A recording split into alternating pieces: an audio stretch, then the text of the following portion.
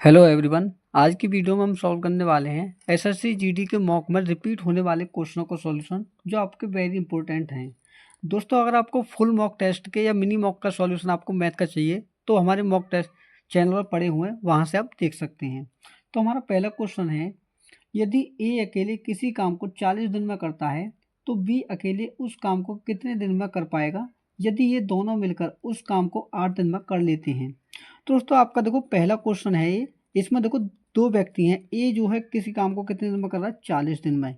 लेकिन ये यदि ये ए और बी दोनों मिलकर करते हैं तो उस कार्य को कितने दिन में करते हैं, तो ये करते हैं 8 दिनों में। तो देखो सबसे पहले हम क्या करेंगे, इनका टोटल कार्य निकालेंगे, टोटल कार्य कितना है। तो देखो इनका एलसीएम लेंगे तो क्या आएगा 40। तो पहले हम क्षमता निकालेंगे कि इनकी क्षमता कितनी है। तो देखो 40 का भाग 40 में देंगे तो ये कटेगा एक बार, और 8 का भाग 40 में देंगे कितने बार कटेगा 5 बार। तो ये आपकी क्षमता आएगी कि ए की क्षमता 1 यूनिट है और वहीं ए और बी दोनों की क्षमता कितनी है 5 यूनिट है। अगर दोनों की क्षमता में से हम ए की क्षमता निकाल दें तो बी की क्षमता कितनी आ जाएगी, 5 में से 1 घटाएंगे तो 4 यूनिट। ठीक है, ये आ गया आपकी बी की क्षमता। तो क्वेश्चन में पूछा है कि दोनों मिलकर, क्वेश्चन पूछा है यदि ये दोनों मिलकर उस काम को 8 दिन में कर लेते हैं तो क्वेश्चन पूछा है अकेले बी जो है उस कार्य को कितने दिन में करेगा। तो टोटल कार्य कितना है आपका, वो है आपका 40 यूनिट। तो आपको किससे कराना है, सिर्फ बी से। तो टाइम ऑफ बी बराबर क्या होगा, 4 से भाग देंगे इसकी क्षमता से। तो 4 से भाग 40 में देंगे कितनी बार कटेगा 10 बार, यानी कि 10 दिन में क्या है बी जो है उस कार्य को पूरा कर लेगा, जो आपका आंसर है। ठीक है, तो अगला क्वेश्चन है, यदि एक त्रिभुज की भुजाएं 8 सेंटीमीटर 8 सेंटीमीटर और 12 सेंटीमीटर हैं तो त्रिभुज का क्षेत्रफल कितना होगा। दोस्तों मान के चलिए ये हमारा त्रिभुज है जिसकी दो भुजाएं क्या है, सेम हैं। तो दो भुजाएं सेम जो होती हैं उसे क्या कहते हैं, हम समद्विबाहु त्रिभुज कहते हैं। जिसकी देखो एक भुजा ये है 8 सेंटीमीटर और ये भी भुजा कितनी है 8 सेंटीमीटर। ठीक है, और जो लास्ट की जो आपकी तीसरी भुजा है, जो विषम भुजा है, उसकी कितनी है 12 सेंटीमीटर उसकी लंबाई है। ठीक है, तो क्वेश्चन में पूछा है कि इसका जो क्षेत्रफल होगा वो क्या होगा, क्वेश्चन में आपसे पूछा है। तो दोस्तों जब भी आपको, ये क्या है आपका समबाहु त्रिभुज है। ठीक है, तो समबाहु त्रिभुज का जब भी आपको क्षेत्रफल निकालना हो तो देखो आप क्या करोगे क्षेत्रफल के लिए, कि क्षेत्रफल बराबर बी अपॉन में 4 अंडर रूट में 4a² माइनस के वी स्क्वायर। देखो ये ए क्या है, ए वो भुजा है जिसकी समान भुजा है, यानी कि दो भुजाएं जो समान है उनकी माप जो होगी वो हमारे ए के बराबर होगी, यानी कि 8 सेंटीमीटर। और बी बराबर क्या होगा, बी बराबर हमारी वो भुजा होगी जो हमारी अलग है दोनों से, वो क्या है 12 सेंटीमीटर। ठीक है, तो देखो यहाँ पर क्या करना है आपको, बी बराबर क्या रखोगे 12 रखोगे और बटे में क्या 4, और इंटू क्या करना है आपको 4 इंटू ए जो भुजा है हमारी कितनी है 8 है, जो सम भुजा है।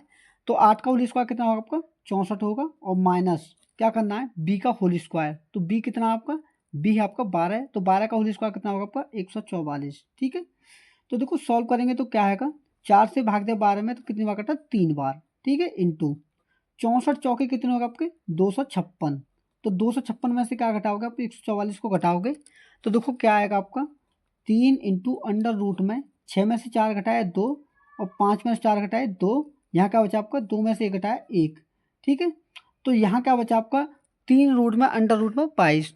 तो देखो इसके बाद में क्या करना है दोस्तों, देखो यहाँ घटाने में थोड़ी मिस्टेक हो गई। क्या करना है देखो 5 में से 4 घटाएंगे तो क्या आएगा हमारा 1 आएगा, 6 में से 4 घटाए 2, 5 में से 4 घटाए 1 और 2 में से 1 घटाया 1। ठीक है, अब देखो 112 जो होता है वो हमारा किसका मल्टीपल होता है, ये होता है हमारा 16 इंटू 7 का। तो देखो 16 जो होता है क्या इसका होल स्क्वायर होता है हमारा 4 का, तो 4 को निकाल लेंगे बाहर। तो क्या आ जाएगा 3 इंटू 4 अंडर रूट में 7। तो 3 चौके कितने हो गए 12 रूट 7 जो होगा दोस्तों 12 रूट 7 सेंटीमीटर स्क्वायर जो होगा इस समद्विबाहु त्रिभुज का क्षेत्रफल होगा दोस्तों, जो इस क्वेश्चन का क्या है आंसर है। ठीक है, तो अगला क्वेश्चन है आपका, अगला क्वेश्चन है, एक ट्रेन 56 किलोमीटर की दूरी 40 मिनट में तय करती है। यदि इसकी चाल में 9 किलोमीटर प्रति घंटा की कमी हो जाए तो 225 किलोमीटर की दूरी तय करने में इसे कितना समय लगेगा, क्वेश्चन में आपसे पूछा है। तो दोस्तों सबसे पहले हम निकालेंगे कि इसकी जो मूल स्पीड है वो कितनी है। तो देखो स्पीड बराबर हमारा फॉर्मूला होता है डिस्टेंस अपॉन में टाइम। ठीक है, और देखो डिस्टेंस दे रखे इसमें 56 किलोमीटर। ठीक है, और समय कितना दे रखा है 40 मिनट। तो देखो 40 मिनट जो है इसे बदलेंगे हम घंटे में। तो देखो घंटे में बदलने के लिए हमें क्या करना होगा, जो 40 मिनट दे रखा है उसमें 60 से भाग करेंगे। ठीक है, तो इस 60 का क्या होगा दोस्तों, ये 60 करेगा आपका ऊपर गुना, तो 56 इंटू क्या हो जाएगा 60 हो जाएगा, 56 इंटू 60, ठीक है, 56 इंटू 60 और बटे में क्या होगा आपका 40। तो देखो सॉल्व करेंगे तो क्या होगा, 20 दूनी 40 और 20 दिए कितने हो गए 60, और 2 से भाग इसमें देंगे तो कितनी बार कटेगा 28 बार। अब सिंपली आप क्या करोगे, 28 का गुना 3 में, तो आपकी जो मूल लंबाई है उस व्यक्ति की वो कितनी हो जाएगी ट्रेन की, वो हो जाएगी 84 किलोमीटर प्रति घंटा, ठीक है। ये होगी ट्रेन की जो मूल स्पीड है। अब क्वेश्चन में बोला है कि अगर इसकी स्पीड में 9 किलोमीटर की कमी कर दी तो 225 किलोमीटर की दूरी कितने समय में तय करेगी, ठीक है। तो देखो इसके बाद में क्या निकालेंगे, हम दूसरी स्पीड निकालेंगे, यानी कि S2 बराबर 84 में से क्या करना होगा दोस्तों हमें कि 9 किलोमीटर प्रति घंटा की स्पीड को कम करेंगे तो क्या होगा, देखो 14 में से 9 घटाए 5, यहाँ का बचा 7, यानी कि 75 किलोमीटर प्रति घंटा की जो होगी उसकी स्पीड हो जाएगी जो नई वाली होगी। अब इस स्पीड से क्या करना है, हमें 225 किलोमीटर की दूरी को तय करना है। तो देखो टाइम बराबर डिस्टेंस को रखेंगे ऊपर 225 को और भाग देंगे इसमें इसकी नई स्पीड से जो 75 है, ठीक है। तो देखो सॉल्व करेंगे तो क्या आएगा, देखो 75 पंजे होते हैं दोस्तों, देखो 25 दिए कितने हो गए 75 और 25 से इसमें भाग देंगे तो 25 निम्मा 225, ठीक है। और 3 से भाग 9 में देंगे तो कितनी बार कटेगा 3 बार, ठीक है। यानी कि उसे जो समय लगेगा दोस्तों कितना लगेगा 3 घंटे का समय लगेगा, जो कि इस क्वेश्चन का क्या है करेक्ट आंसर है।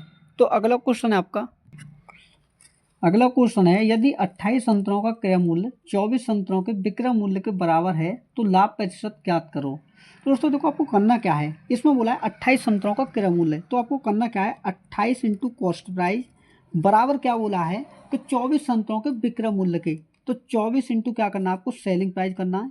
अब देखो सिंपली आप क्या करोगे, कॉस्ट प्राइस और सेलिंग प्राइस को आप एक तरफ लाओगे, ठीक है, कॉस्ट प्राइस बट्टे में, सेलिंग प्राइस को लाएंगे बट्टे में। तो देखो यहाँ का बचेगा आपका 24 और इस 28 को लाएंगे 24 के बट्टे में, ठीक है।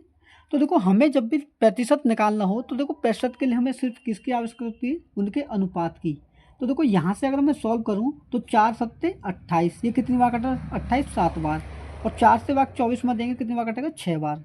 यानी कि कोई वस्तु आपने 6 में खरीदी और 7 में उसे बेचा तो आपको लाभ कितने का हुआ 1 यूनिट का, यानी कि 1 रुपये का कितने के ऊपर 6 के ऊपर। तो देखो प्रॉफिट परसेंट निकालने के लिए सिंपली क्या होता है कि 1/6 का जो बट्टा मान होता है दोस्तों वो होता है 16 सही 2/3%। अगर आप सॉल्व करना चाहो तो क्या करना होगा 100% में गुना। तो देखो 6 का भाग आप इसमें दोगे तो कितनी बार कटेगा 6 से कटेगा 16 छिक्के 96, बचे कितने 4/6, ठीक है। तो देखो 2 से भाग 4 में देंगे 2 बार कटेगा और 6 में देंगे तो 3 बार, तो आपका आंसर क्या आएगा 16 सही 2/3%, जो कि इस क्वेश्चन का क्या है राइट आंसर है, ठीक है। तो मैं उम्मीद करता हूँ क्वेश्चन आपको अच्छे से समझ में आया होगा। तो अगला क्वेश्चन है आपका, अगला क्वेश्चन है एक रूम कूलर का अंकित मूल्य 4500 रुपये है और यह 15% ऑफ सीजन छूट पर उपलब्ध है। दुकानदार ने एक और छूट देकर उस कूलर को 3519 में बेच दिया, दूसरी छूट का प्रतिशत कितना है।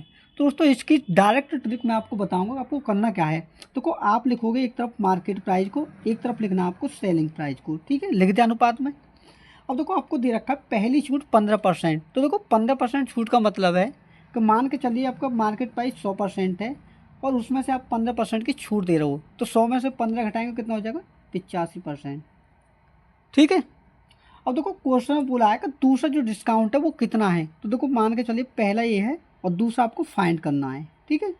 और जो आपको मार्केट प्राइस दे रखा है उसे आप लिखोगे सबसे नीचे कितना 4500 रुपये, और बेच कितने में रहा है वो 3519 रुपये में, ठीक है।